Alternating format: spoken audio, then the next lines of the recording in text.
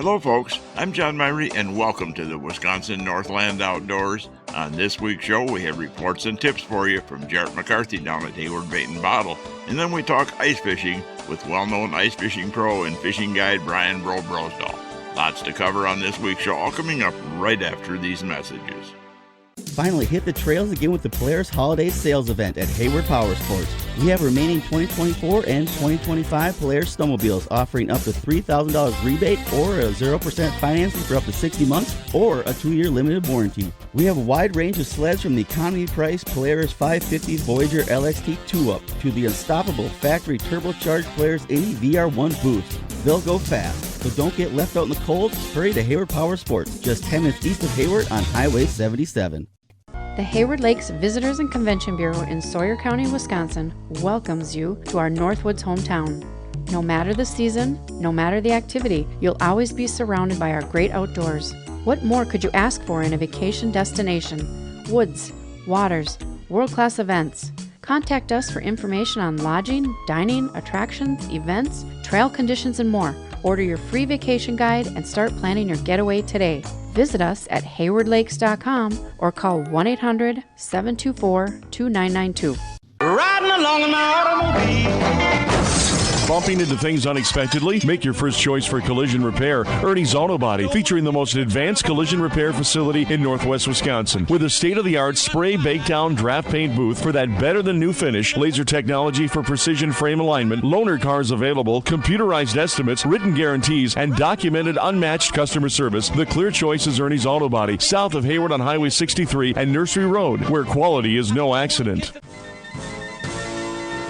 Lynn's Custom Meats and Catering welcomes you to stop by for their great lunch menu. And while you're there, Lynn's also has a great selection of custom cut meats and sausages, as well as many varieties of snack sticks, jerky, fresh cheese curds, and much more. Lynn's is open Mondays through Fridays from 9 to 5:30 and 9 to 4 on Saturdays. Lynn's Custom Meats and Catering in Hayward. Today, anglers fish longer. Today, anglers fish harder. Today, anglers rely more than ever on their electronics. It all comes down to catching more fish, and today, anglers rely on Amped Outdoors lithium batteries, period.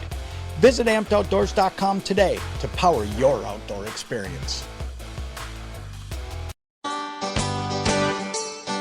We're down at Hayward Bait and Bottle, and we're recording with Jarrett this week. And Jarrett, as we're recording this, we're coming up to the gun deer season, and there have been a lot of people out there hunting with the archery season open. Yeah, absolutely. It's been a busy year in the woods so far, and we've seen some really nice pictures of some nice deer, but a lot of them still out roaming around. And yeah, as we say, we're getting a lot closer to gun deer, and it looks like it's going to be a really nice opener this year. You think we'll have any rut going on? Because I don't see as much out there when I'm hunting as what I saw a week or so ago. From everything that I've heard from hunters so far, it seems like we're already past the rut. There might be a small second rut, but from what we're seeing, I think we'll be past it by the time we get into the woods this Saturday. Seems to be a fair number of deer out there this year, too. Yeah, absolutely. Seeing plenty all over the place. Depends on which county you're in, but yeah, it looks like population's pretty well this year. A lot of little Bambis, I think, this year were born.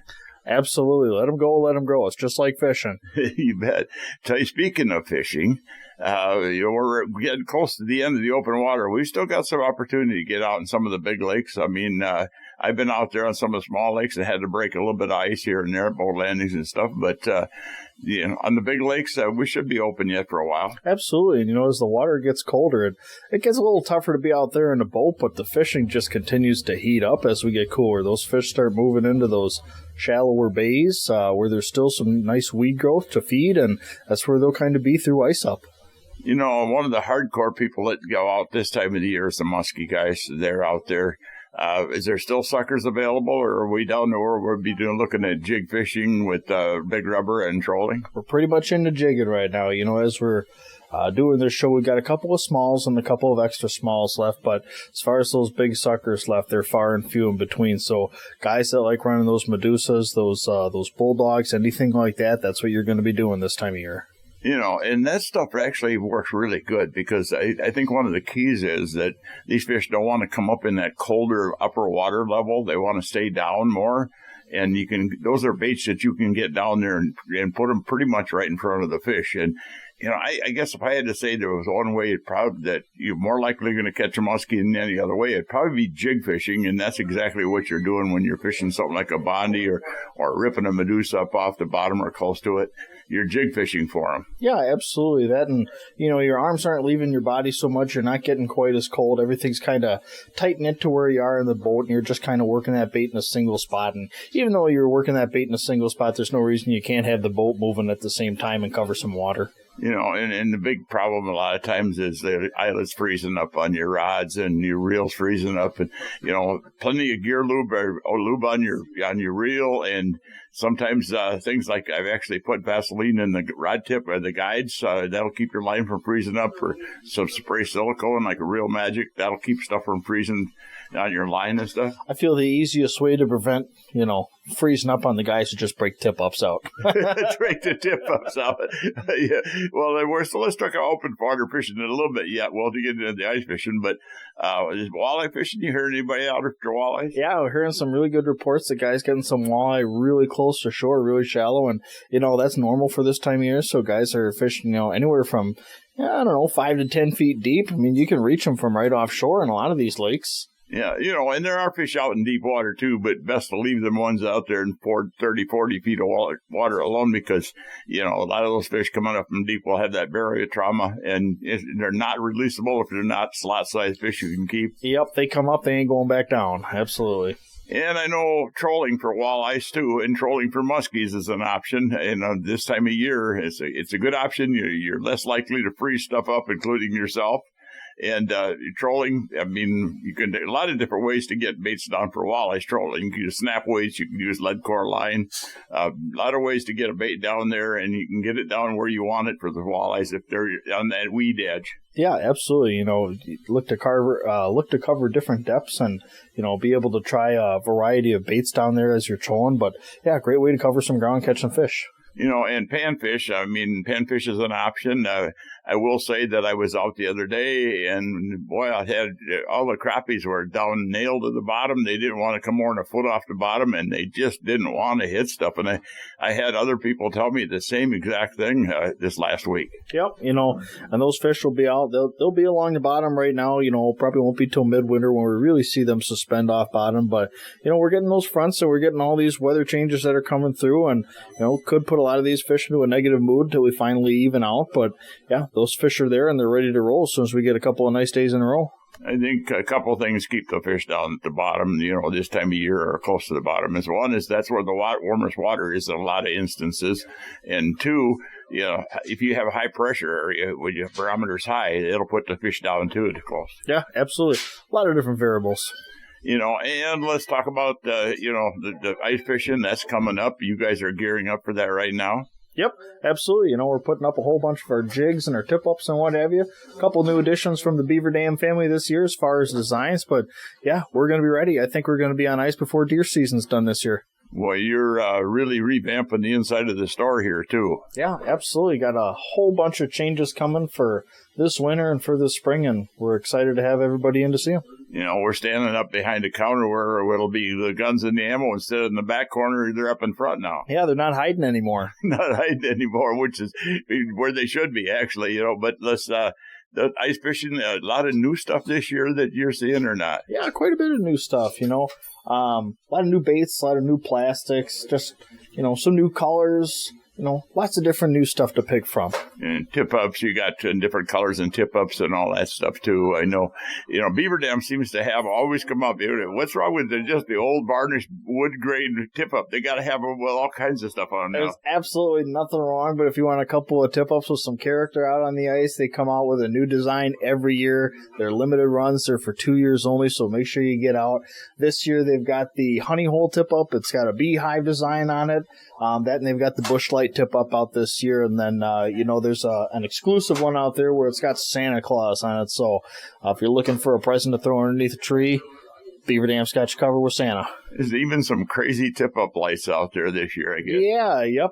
Clam came out with a new Watchtower tip-up, and it's got 3 settings on there for lights. It's one of those little hole cover tip-ups, and you can change it between red, green, and blue. So if you've got 3 of them, you can kind of mark your tip-ups out and say, all right, farthest tip-up's going to be red, middle one's going to be green, closest one to me is going to be blue. So good way to kind of see where your tip-ups are at and how you're doing out there. You know, as far as other gear, ice shacks, you mentioned earlier you have shacks out. Much new there? Yeah, we got some cool new designs on some of the shacks. I believe it's Otter that came out with a new design where your seats actually fold down into a cot. So for those guys that are thinking about getting into some ice camping this year, that's definitely the way to go if you just want to run a flip over instead of trying to put up a hub. You know, that seat folds out into a cot so you can be in there. You can still have your hole set up and be comfortable overnight. So, yeah, some really cool new additions to shacks and hubs. I've seen a lot of that ice camping stuff been showing up lately, too. It just seems to be a big deal now that we've got insulated shelters that are actually pretty comfortable. Yeah, it's a lot easier to stay warm out there. But first things first, we got to put some ice on the lakes. And I don't have enough ice cubes in the shop to start. Well, you know, it's coming quick enough. I mean, we still got some open water. We've got the hunting seasons. You got small game hunting. Lots going on yet right now, and it's a good time to enjoy it. And sooner or later, we'll be looking at winter. Sooner or later, she'll make ice. Absolutely. Thank you, Jerry. Thanks, John. Well, folks, you know, we need to take a break right now and hear from some of the fine sponsors that make this show possible every week. When we come back, we'll be talking ice fishing with well-known ice fishing pro and fishing guide Brian BRO Brosdahl. So stay tuned. We'll be back right after these messages.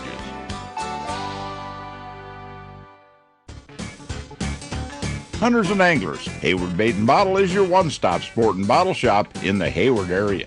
Stop in and check out the huge selection of fall muskie, bass, walleye, and panfish tackle.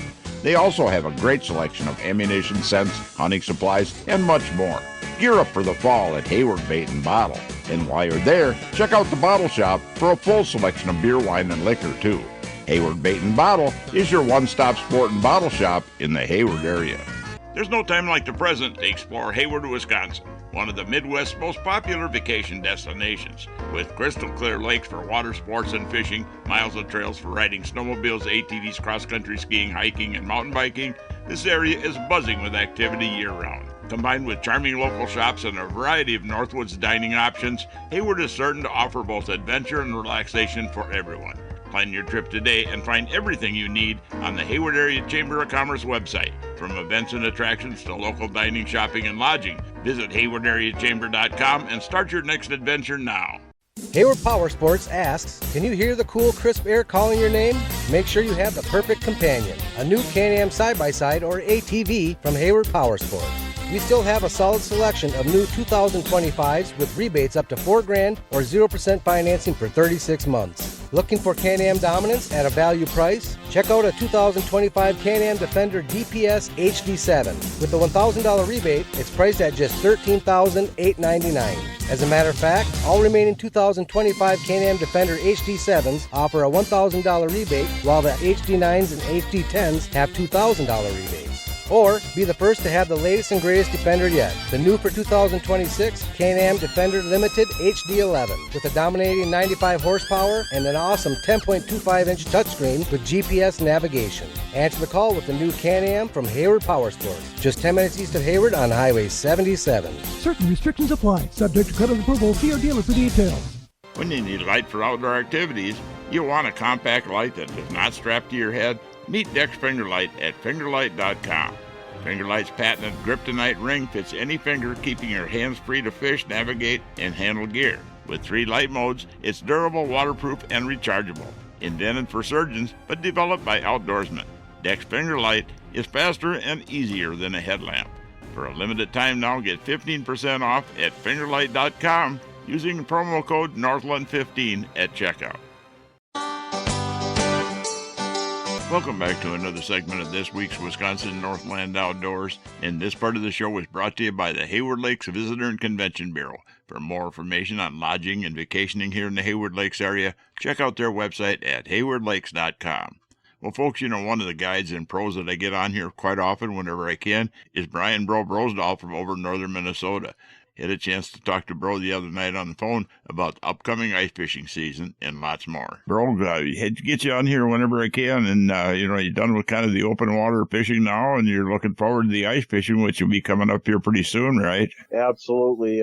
Water temperatures now are, in some places are in the low 30s, like 35 to 37, 38, and it can happen just overnight if we get a calm night and weather in the teens. We've already had some shallower places froze completely over, but the wind blew them open. Yeah, I'm seeing the same thing over here. I was out yesterday as we're recording this, and I had 37 degrees on a smaller lake, and I had skim ice in some of the backwaters and stuff. When we're looking at that first ice, a lot of guys want to go out after walleyes for first ice. It seems like the walleyes are pretty shallow and pretty active usually, aren't they? Absolutely, and I think it's going to be a low light condition bite now, unless you can find some weeds, because the algae became dormant, so the water really got clear, and so probably right at sunset, the hour of power, the walleyes are going to come racing in. But if you can find some weeds and get in that 6 to 14 feet of water, anywhere there's something to hold them, logs, weeds, stumps, you'll have some daytime activity. Looking for green weeds? Yes, northern milfoil, coontail, and some of the cabbage survives. But just standing weeds are still good because they're not that toxic yet, because we've got a lot of wind, so going into the freeze up, they'll still be good, and then they'll have to leave them later. But any kind of weeds that are standing actually hold fish, and I've seen times when the ice freezes and moves around a little bit, it'll pull a whole bunch of bulrushes, uproot them or break them in half, and then the walleyes will hold to the bulrushes sticking down at the bottom. Well, when you get that first ice, the big thing is over here has been the tip-ups, and I think one of the reasons that tip-up is so effective is that those fish are pretty spooky after that first ice with that thin ice, right? Absolutely, and if we don't have any snow on the ice, they're nearly impossible to catch. And I use an iFish Pro tip-up, so when I get a bite, the flag goes up, I can go reel in the fish with a rod and reel, not hand over hand, and I like that. But, even going to your tip-up to the iFish Pro, you got to go slow. If you start stomping, you're going to make the fish spit the bait or get away. Kind of round your feet and just take your time is the important thing. But if there's some snow somewhere, definitely set up in the snow. If you can find a little mound of snow out there, a little area with more snow on it, that gives you a little protection from that spooky stuff too.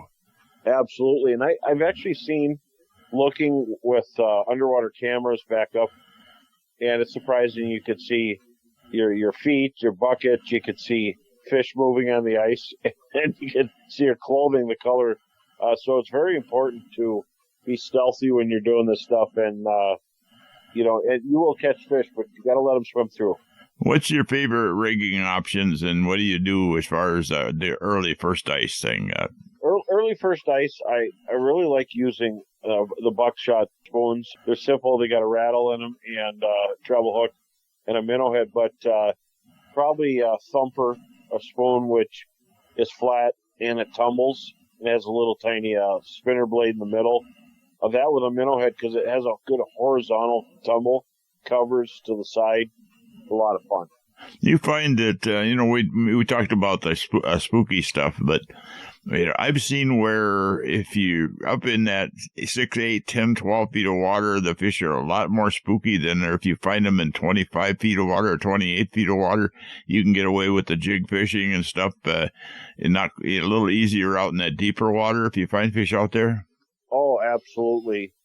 Especially at sunset, I've seen fish that are holding into that 18 to 24 feet, and they'll move up on top of a reef that is maybe has an 8 or 11 foot crown with a little bit of rocks and vegetation, and it's a slow process. When that sun hits the treetops, those fish rise right up and start swimming back and forth on the top.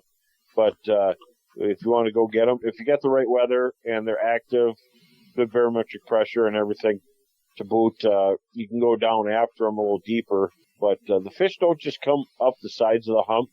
They come over from, actually holding and suspending under the surface. Because early ice, there's going to be tullibees, whitefish, whitefish come in at 42 degrees, so the weed's getting ready to spawn, and there's going to be things that chase them. Big walleyes like eating young of your whitefish and whatever they can fit in their mouth. And shiner minnows, bait fish, balls of perch, definitely what they're going to forage on. And they don't always rise up from the bottom. They come over at the level of the hump from a different area. Well, I mentioned that it seems like the first thing that comes to mind at first ice is always going to be the walleyes. But do you think that's sometimes people make a mistake not going after other species of fish at the same time, because fish are fish and they're all feeding and they're all active? Absolutely. Early ice, some of the shallowest lakes I have within, short driving distance have bass, northerns, a few walleyes, and then jumbo perch.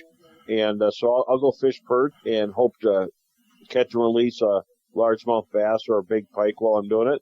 But once in a while I get a walleye, but primarily those real shallow lakes prone to winter kill, and they have what they have. And so if I catch a big bass, that's fun. If I catch northerns, early ice is not about where you want to go. It's about where you can and can go safely. And when I post pictures and stuff, I'm never on less than 4 inches of ice.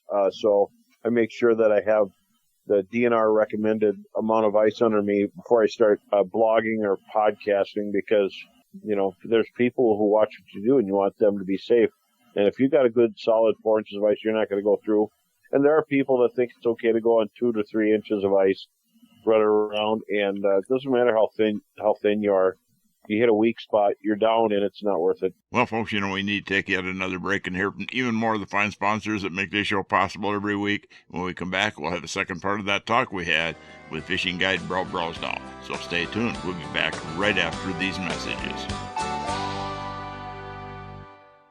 Hey folks, come on over to Hayward Ace Hardware and check out the area's largest selection of firearms, ammo, and accessories. We carry top brands like Browning and Sig Sauer, and we have a great selection of the newest and hard-to-find models. We've got a large selection of ammo with more coming in daily. If you need a scope, we carry great brands like Leupold, Hawk, and EOTech, and we'll even mount it and bore-sight it for you too. We even sell suppressors and silencers. And don't forget to check out our Guns of the Week. Huge discounts on a variety of pistols, rifles, and shotguns that change every week. So stop on in to Hayward Ace Hardware, your firearms superstore. Hayward Ace Hardware, Highway 63 North in Hayward, or give us a call at 715-634-8700. It's that time of year where every twig snap could be from a monster buck. Hayward Feed and Seed can help improve your odds with deer corn, deer apples, food and mineral blocks, and their famous Big Buck Blend. Hunt in comfort with the quality Amish-built blinds and platforms they sell. Hayward Feed and Seed can also satisfy the other animals in your life with a massive variety of dog and cat foods, along with other pet foods and large animal feeds. Open at 8 a.m. Monday through Saturday. See Hayward Feed and Seed. Hayward Animal Hospital is a full-service medical and surgical hospital featuring on-site laboratory, digital and dental x-ray, in-house pharmacy, and online store.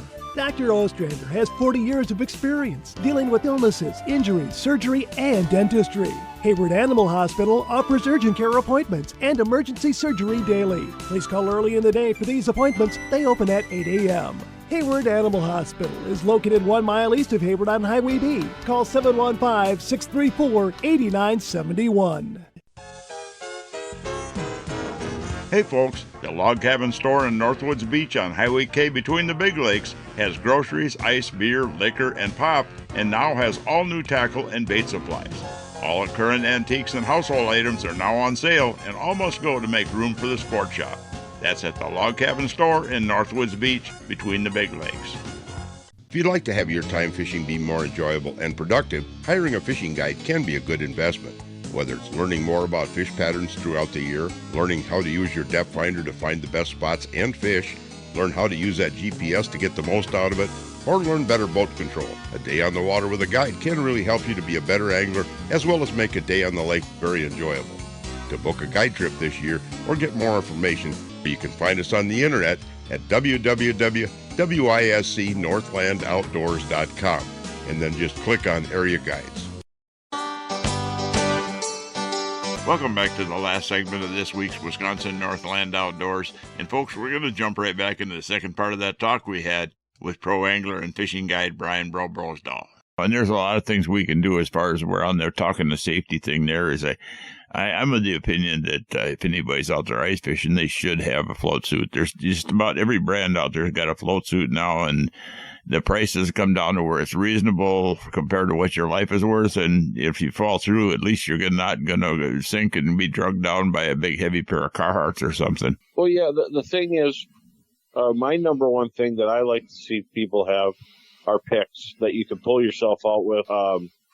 If something does happen, even if you are floating, you got to have picks to pull yourself out. But one thing to remember, there is a wealth of information online for ice safety. Read it all. If you don't know, don't go. If you know somebody that knows a lot, partner system. Make sure you have a friend to go with you on the spot. But outside of that, so if you have any questions, make sure to look it up online. And like I said, if you can't read ice, if you don't understand what ice is and what it does, you shouldn't just go out there alone. You should really know what's going on. Some of the safest ice fishing, if there is such a thing, some of the safest ice fishing is going to be in some of the shallower, smaller lakes, though, because they're going to freeze up quicker. And, if we're talking some of the bigger lakes, a lot of the panfish, whether it's the bluegills or crappies, they tend to get out and they relate to them basins and that deeper water. But deep is a relative term. When you're dealing with a shallow lake and a small pond or lake, the crappies and bluegills in there are going to be accessible and the ice is going to be better. So actually the crappie and bluegill fishing could be pretty darn good right away after in the early ice season. Absolutely. And if you can't get to those deeper holes, don't worry about it. The community spots sometimes where they get bluegills and crappies every year, they don't always load up early ice. Sometimes it takes a while for them to work their way to those areas. I've had people say that they've gone to crappie and bluegill spots and been unable to catch any or find them. That's because they don't always start there. There is this little period of time I've seen this fall on some lakes where the crappies and bluegills dumped into the basin, and the basin wasn't super deep. It was in the low 20s, but they started working their way back up shallower, and then, of course, during the cold fronts, they'll dump down. But remember, fish don't have to stay down if everything, the barometric pressure is right and everything seems pretty stable. Ice fishing seems to have gotten to be a lot more popular over the last few years, and I kind of wonder if it's because of the fact that it's more comfortable to be out there, you got better equipment, better clothing and everything else, or if it's because of the electronics and stuff we've got made it easier to catch fish and find fish when you're dealing with cutting holes in the ice.